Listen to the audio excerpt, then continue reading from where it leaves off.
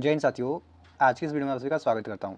आज हम करेंगे यूपी होमगार्ड के टॉप 100 एमसीक्यूज जो कि होने वाली परीक्षा के लिए बेहद इंपॉर्टेंट है। तो वीडियो को बिल्कुल ही ध्यान से देखिएगा।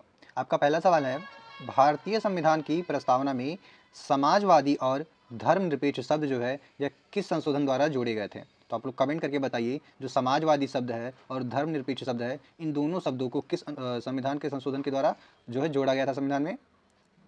तो आपका बिल्कुल राइट आंसर होगा ऑप्शन ए, 42वां संविधान संशोधन। चलिए नेक्स्ट क्वेश्चन देखते हैं, जो कि आपका गंगा नदी भारत में सर्वाधिक प्रवाह किस राज्य में है? जो गंगा नदी है इसका भारत में सर्वाधिक प्रवाह किस राज्य में है, यानी ज़्यादातर हिस्सा जो है वह किस प्रदेश में है या किस राज्य में है? तो आपका बिल्कुल राइट आंसर हो जाएगा, ये आपका उत्तर प्रदेश में अधिकतर इसका हिस्सा जो है। चलिए अगला प्रश्न है आपका कि भारत में हरित क्रांति के प्रथम चरण का जो मुख्य फोकस बिंदु है वह किस फसल पर था? तो कौन सा फसल जो है मुख्य बिंदु में रहा था? तो आपका बिल्कुल राइट आंसर हो जाएगा ऑप्शन ए, गेहूं। क्या गेहूं? ऑप्शन ए आपका सही जवाब होगा। चलिए अगला प्रश्न है आपका, ऑपरेशन ब्लू स्टार क्या है? ऑपरेशन ब्लू स्टार किस वर्ष संचालित किया गया था, यानी किस वर्ष शुरू किया गया था? तो ऑपरेशन ब्लू स्टार जो है साथियों, ये आपका वर्ष 1984 में, कब? वर्ष 1984 में शुरू किया गया। ऑप्शन बी आपका सही जवाब होगा। चलिए अगला प्रश्न है आपका कि भारतीय संविधान का कौन सा अनुच्छेद राष्ट्रपति के अध्यादेश जारी करने से संबंधित है? तो कौन सा अनुच्छेद है भारतीय संविधान का जो राष्ट्रपति के द्वारा अध्यादेश जारी किए जाने से संबंधित है? तो आपका बिल्कुल राइट आंसर हो जाएगा आर्टिकल 123। कौन सा? आर्टिकल 123। चलिए अगला प्रश्न है, उत्तर प्रदेश में सर्वाधिक चूना पत्थर क्या है? सर्वाधिक चूना पत्थर भंडार जो है वह किस जिले में पाए जाते हैं? तो आप लोग बताइएगा। आपका बिल्कुल राइट आंसर हो जाएगा कौन सा? ऑप्शन बी साथियों। कौन सा? ऑप्शन बी, यानी सोनभद्र, सॉरी क्या है? सोनभद्र। सोनभद्र में सर्वाधिक चूना पत्थर का भंडार जो है पाया जाता है उत्तर प्रदेश में। चलिए अगला प्रश्न है आपका, कृषि लागत एवं मूल्य आयोग, जिसको हम CACP बोलते हैं, यह किस मंत्रालय के अंतर्गत कार्य करता है? तो CACP जो होता है, कृषि लागत एवं मूल्य आयोग साथियों, यह आपका किसके अंतर्गत कार्य करता है? तो यह कृषि एवं क्या? कृषि एवं किसान कल्याण मंत्रालय के अंतर्गत कार्य करेगा। चलिए अगला प्रश्न देखते हैं, मानवाधिकारों की सार्वभौमिक घोषणा यह किस वर्ष अपनाई गई थी? तो आप लोग कमेंट करके बताइए कि मानवाधिकारों की जो सार्वभौमिक घोषणा थी यह किस वर्ष अपनाई गई? तो बिल्कुल राइट आंसर होगा आपका, यह 1948 में। कब साथियों? 1948 में अपनाई गई थी। चलिए अगला प्रश्न है आपका, भारत का पहला परमाणु परीक्षण किस स्थान पर हुआ था? तो भारत का जो पहला परमाणु परीक्षण था साथियों, ये आपका कहाँ पे हुआ था? पोखरण में हुआ था। कहाँ पे? पोखरण में हुआ था। ऑप्शन ए, पोखरण आपका सही जवाब होगा यहाँ पे। चलिए आपका अगला प्रश्न है, उत्तर प्रदेश का कौन सा मेला यूनेस्को की अमूर्त सांस्कृतिक धरोहर सूची में शामिल है? तो अमूर्त क्या है? यूनेस्को की अमूर्त सांस्कृतिक धरोहर में शामिल जो मेला है आपका, कौन सा हो जाएगा? तो आपका हो जाएगा कुंभ मेला। कौन सा साथियों? Kumbh Mela. Option B will be the right answer, जो कि प्रत्येक 12 वर्षों में लगता है। कितने? प्रत्येक 12 वर्षों में लगता है। और कहाँ पे लगता है? यह प्रयागराज में लगता है। कहाँ साथियों? प्रयागराज में लगता है। प्रयागराज में लगता है, जिसका पुराना नाम क्या था? इलाहाबाद। ठीक है, यानी संगम, संगम भी बोला जाता है, यहाँ पे लगता था, संगम पे मेला। ठीक है। चलिए अगला प्रश्न है, भारतीय संसद का संयुक्त अधिवेशन यह किसके द्वारा बुलाया जाता है? तो भारतीय संसद क्या है साथियों? भारतीय संसद का जो संयुक्त अधिवेशन होता है यह आपका राष्ट्रपति के द्वारा, किसके द्वारा? राष्ट्रपति के द्वारा जो है बुलाया जाता है।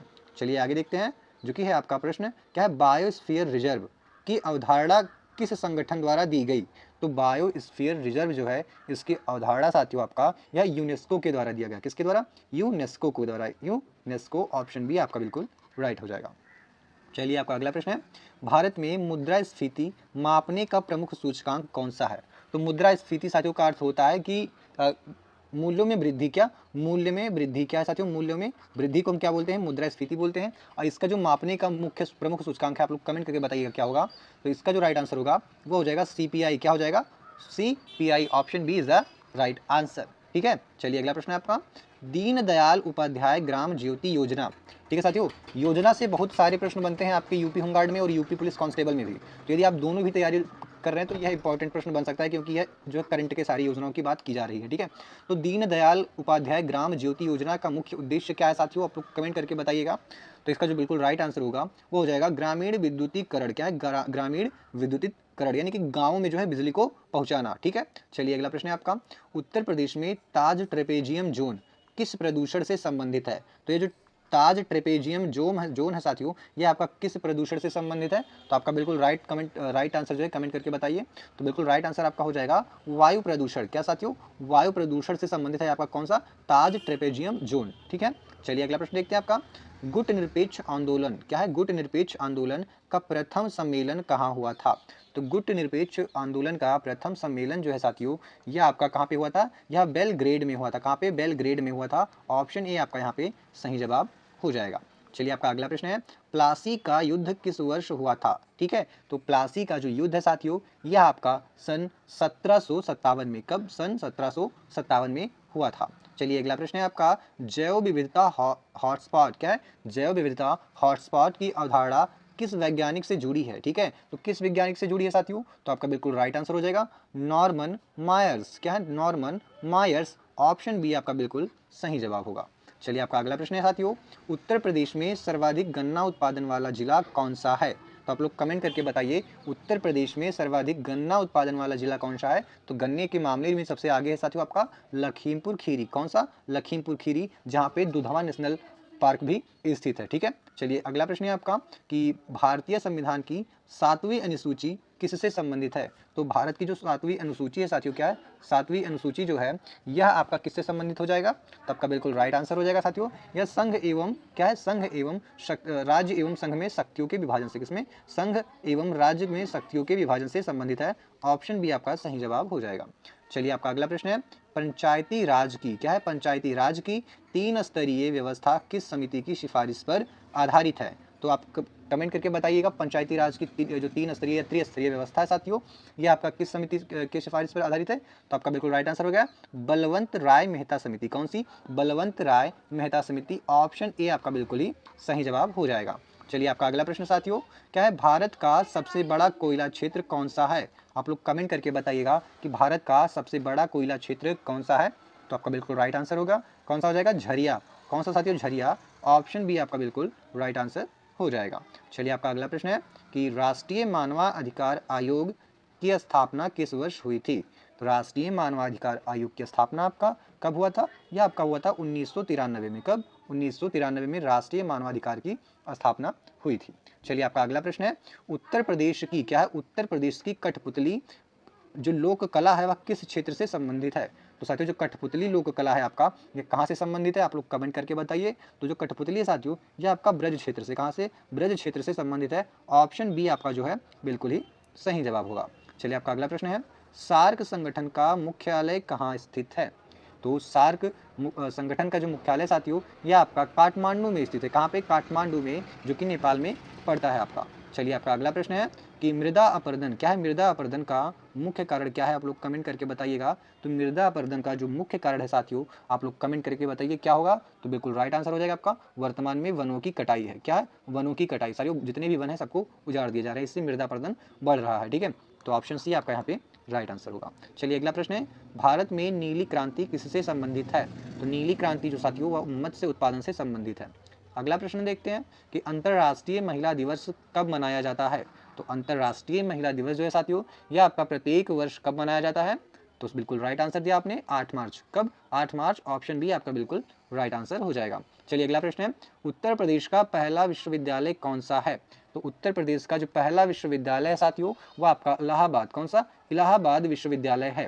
ठीक है, चलिए अगला प्रश्न देखते हैं, जो कि है आपका जलवायु परिवर्तन पर पेरिस समझौता किस वर्ष हुआ था? तो जलवायु परिवर्तन पर जो पेरिस समझौता है साथियों, यह आपका वर्ष 2015 में, कब? वर्ष 2015 में हुआ था। तो ऑप्शन बी आपका राइट आंसर होगा। चलिए अगला प्रश्न है आपका कि भारतीय रिजर्व बैंक, क्या है? भारतीय रिजर्व बैंक की स्थापना किस अधिनियम के तहत हुई थी? तो भारतीय रिजर्व बैंक की स्थापना जो है साथियों, यह आपका आरबीआई एक्ट, क्या है? आरबीआई एक्ट 1934, यानी कि आरबीआई अधिनियम 1934 के द्वारा हुई थी। चलिए अगला प्रश्न है आपका कि उत्तर प्रदेश में राष्ट्रीय दुधवा, क्या है? उत्तर प्रदेश में दुधवा राष्ट्रीय उद्यान किस जिले में स्थित है? तो अभी मैंने आपको बताया था, यह आपका लखीमपुर खीरी है, जो बाघों के लिए प्रसिद्ध है। किसके लिए साथियों? बाघों के लिए प्रसिद्ध है। ठीक है, चलिए आगे देखते हैं। अगला प्रश्न है आपका कि भारत छोड़ो आंदोलन का नारा जो है वह किसने दिया था? तो भारत छोड़ो आंदोलन का जो नारा है साथियों, ये आपका महात्मा गांधी जी के द्वारा, किसके द्वारा? महात्मा गांधी जी के द्वारा जो है दिया गया था। ठीक है, चलिए बढ़ते हैं आपके अगले प्रश्न पे, जो कि हो जाएगा साथियों आपका मौद्रिक नीति समिति। क्या है? मौद्रिक नीति समिति में कुल कितने सदस्य होते हैं? तो मौद्रिक नीति समिति में साथियों सदस्यों की कुल संख्या जो है वह 6 होती है। कितनी? 6 होती है। अगला प्रश्न है आपका ओजोन परत मुख्यतः किस गैस से बनी होती है? तो आप लोग कमेंट करके बताइएगा कि ओजोन परत जो है साथियों वह मुख्यतः किससे बनी होती है? तो आपका बिल्कुल राइट आंसर हो जाएगा किससे? कमेंट करके बताइए। तो बिल्कुल राइट आंसर हो जाएगा यह O3 से बने होता है। किससे? O3 से बना होता है। चलिए अगला प्रश्न है उत्तर प्रदेश का राज्य वृक्ष कौन सा है?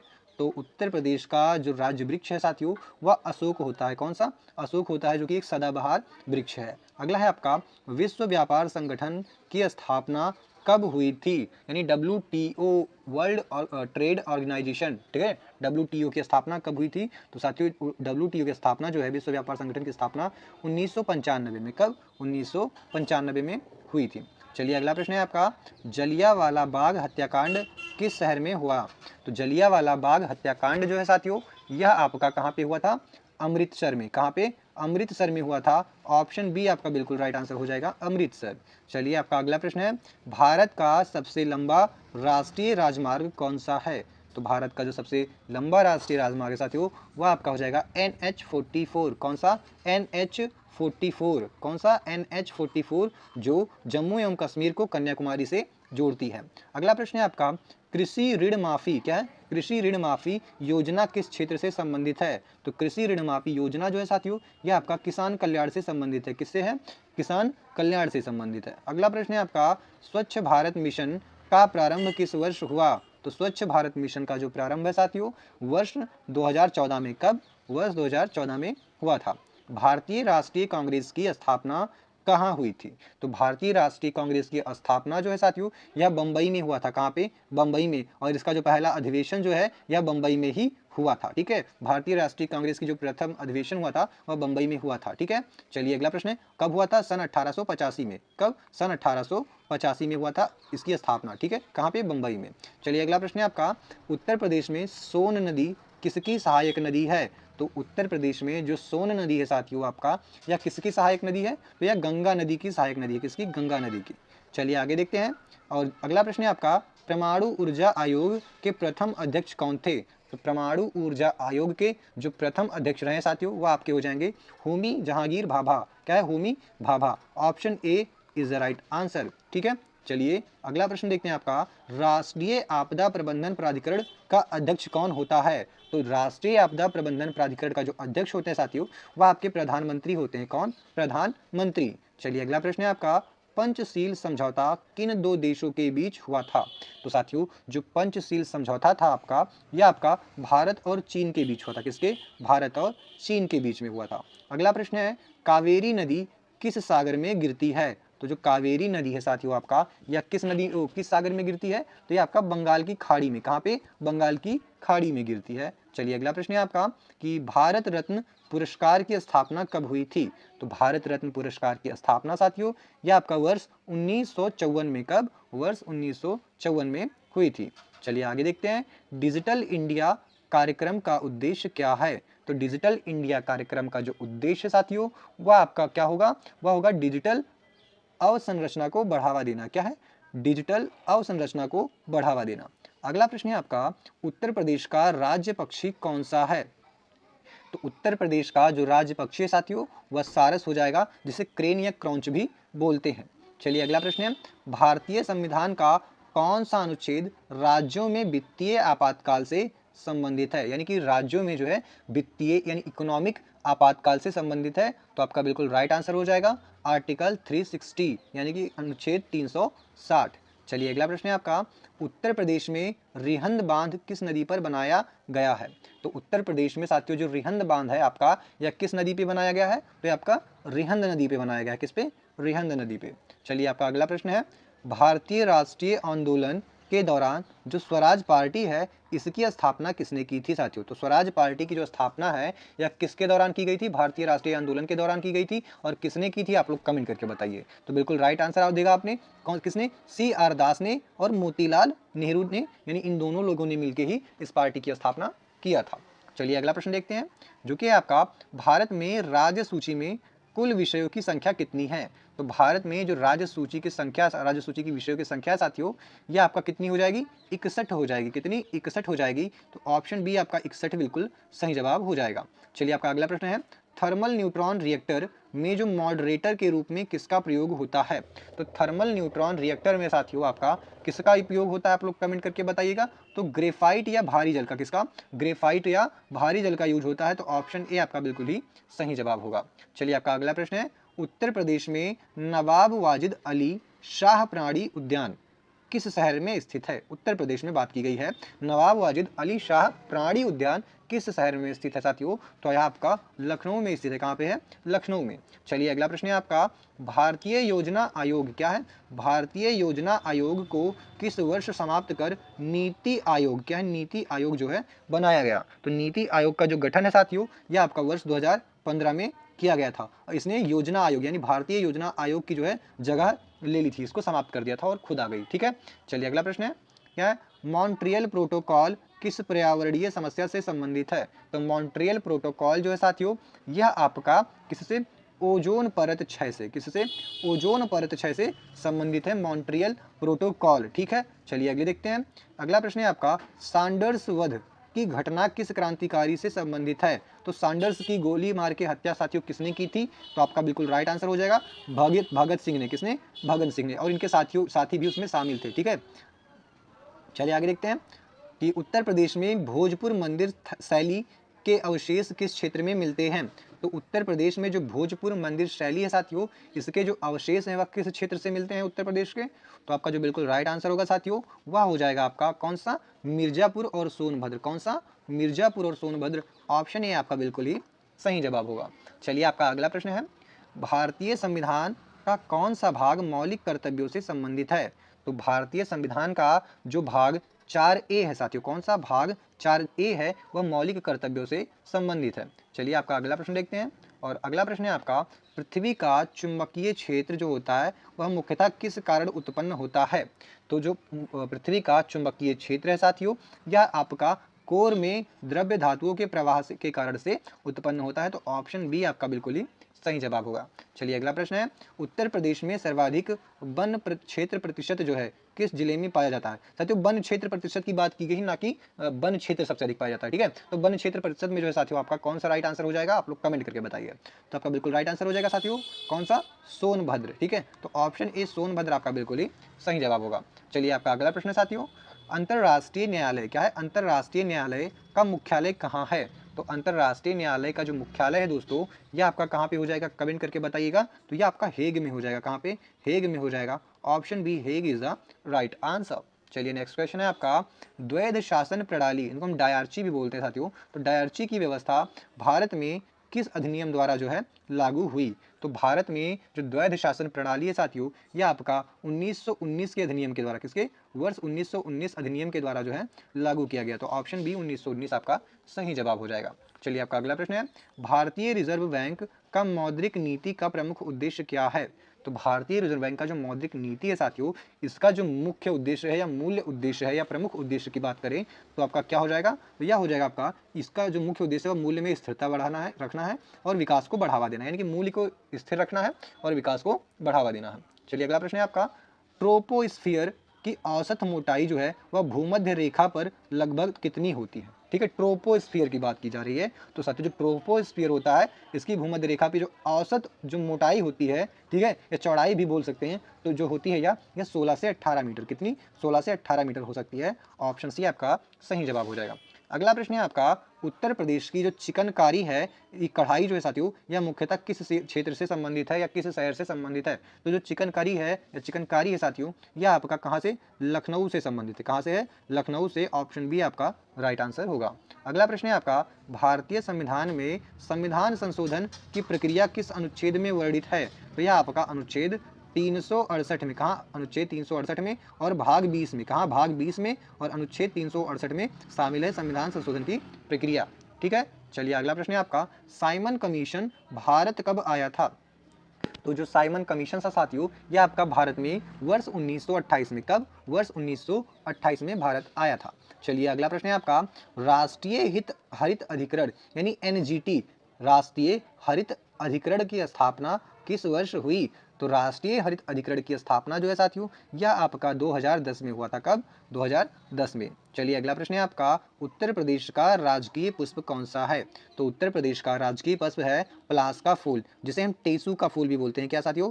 टेसू का फूल भी बोलते हैं, या फायर ऑफ क्या बोलते हैं? फायर ऑफ फॉरेस्ट भी बोलते हैं, फॉरेस्ट, ठीक है। तो इसे हम फायर ऑफ फॉरेस्ट भी बोलते हैं। चलिए अगला प्रश्न देखते हैं आपका, कि ग्लोबल वार्मिंग में सर्वाधिक योगदान देने वाली गैस कौन सी है?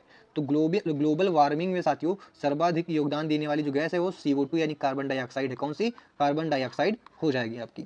अगला प्रश्न है आपका, भारत नेपाल शांति एवं मैत्री संधि किस वर्ष हुई थी? तो साथियों भारत नेपाल शांति एवं मैत्री संधि है आपका, यह आपका वर्ष 1950 में। कब? वर्ष 1950 में हुआ था। चलिए अगला प्रश्न है आपका, लॉर्ड कर्जन, क्या है? लॉर्ड कर्जन द्वारा बंगाल विभाजन किस वर्ष किया गया? तो लॉर्ड कर्जन द्वारा जो है साथियों बंगाल विभाजन आपका वर्ष 1905 में। कब? वर्ष 1905 में किया गया था। तो ऑप्शन बी आपका सही जवाब होगा। चलिए अगला प्रश्न है, सूचना का अधिकार अधिनियम जो है यह किस वर्ष लागू हुआ? ठीक है, तो सूचना का अधिकार अधिनियम साथियों आपका यह आपका वर्ष 2000 कब हुआ था? वर्ष 2005 में हुआ था। कब हुआ था? वर्ष 2005 में सूचना का अधिकार अधिनियम। अगला है आपका, उत्तर प्रदेश में कठुआ झील किस जिले में स्थित है? तो उत्तर प्रदेश में जो कठुआ झील है साथियों, यह आपका कहाँ पे? सिद्धार्थ नगर में स्थित है। कहाँ पे है? सिद्धार्थ नगर में। चलिए अगला प्रश्न है आपका, विश्व स्वास्थ्य संगठन, क्या है? विश्व स्वास्थ्य संगठन की स्थापना कब हुई? तो आप लोग कमेंट करके बताइए। विश्व स्वास्थ्य संगठन की स्थापना जो है साथियों, यह आपका वर्ष 1948 में। कब? वर्ष 1948 में हुई थी। अगला है आपका, भारतीय राष्ट्रीय कांग्रेस के प्रथम मुस्लिम अध्यक्ष कौन थे? तो भारतीय राष्ट्रीय कांग्रेस के जो प्रथम मुस्लिम अध्यक्ष थे साथियों, यह आपके कौन हो जाएंगे? बदरुद्दीन तैयब जी। कौन? बदरुद्दीन तैयब जी हो जाएंगे। भारतीय राष्ट्रीय कांग्रेस के प्रथम मुस्लिम अध्यक्ष बदरुद्दीन तैयब जी हो जाएंगे। ठीक है। चलिए अगला प्रश्न है आपका, पृथ्वी की आंतरिक संरचना में सबसे बाहरी परत कौन सी है? तो सबसे बाहरी जो परत होती है साथियों, उसे हम क्या बोलते हैं? आप लोग कमेंट करके बताइएगा। तो उसे हम क्या बोलते हैं? क्रस्ट बोलते हैं साथियों। क्या बोलते हैं? क्रस्ट बोलते हैं। तो ऑप्शन सी क्रस्ट आपका बिल्कुल राइट आंसर हो जाएगा। प्रधानमंत्री किसान सम्मान निधि योजना का प्रारंभ हुई। तो प्रधानमंत्री किसान सम्मान निधि योजना का प्रारंभ जो है साथियों, यह आपका वर्ष कब हुआ था? तो आपका बिल्कुल राइट आंसर हो जाएगा, वर्ष 2019 में हुआ था। तो ऑप्शन सी आपका बिल्कुल ही सही जवाब होगा। चलिए आपका अगला प्रश्न है, उत्तर प्रदेश में नौचंदी मेला किस शहर में लगता है?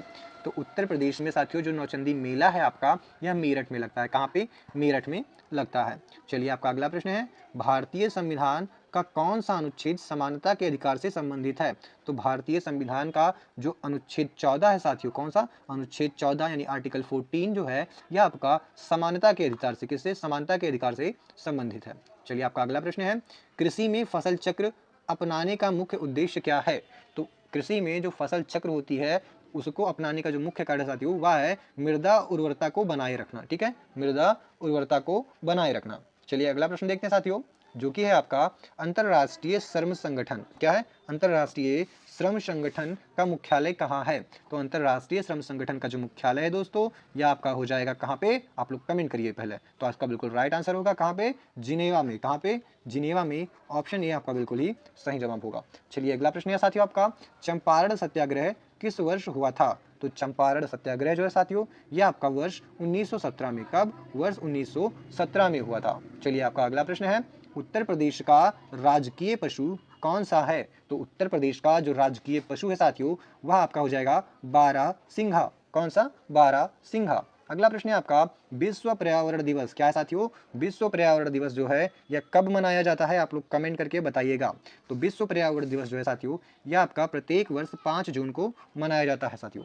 चलिए अगला प्रश्न है आपका, कि भारत चीन, क्या है? भारत चीन युद्ध जो है यह किस वर्ष हुआ? तो भारत चीन युद्ध जो है साथियों, यह आपका वर्ष 1962 में हुआ था। कहाँ पे? वर्ष 1962 में हुआ था। अगला प्रश्न है आपका, भारतीय संसद के उच्च सदन को क्या कहा जाता है? तो उच्च सदन को हम क्या बोलते हैं साथियों? तो उच्च सदन को बोलते हैं राज्यसभा, जिसके सदस्यों का आम कार्यकाल जो होता है साथियों, वह 6 वर्षों का होता है। कितने? 6 वर्षों का। और जो भारतीय संसद का जो निचला सदन होता है, उसे हम बोलते हैं लोकसभा। क्या बोलते हैं साथियों? लोकसभा बोलते हैं। और इनके सदस्यों का जो कार्यकाल होता है वह कितना होता है? वह होता है आपका कितना साथियों, 5 वर्ष होता है, कितना, 5 वर्ष। ठीक है, चलिए आगे देखते हैं।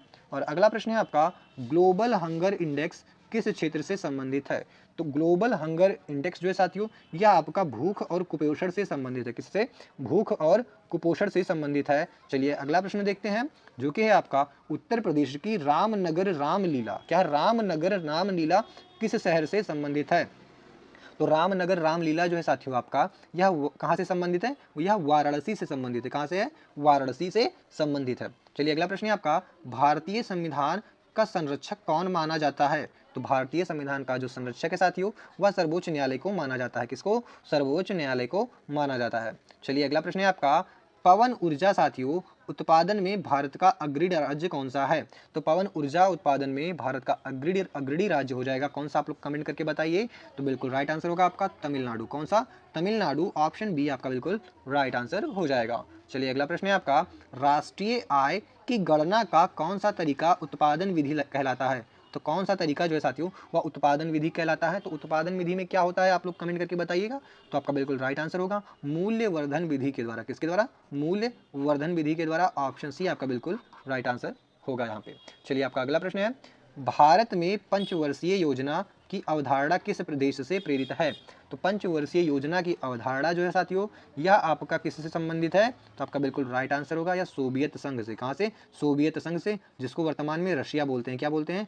RUSSIA, रशिया यानी रूस। ठीक है, चलिए आगे देखते हैं। अगला प्रश्न जो कि है आपका कौन सा है कि जलवायु परिवर्तन पर, क्या है?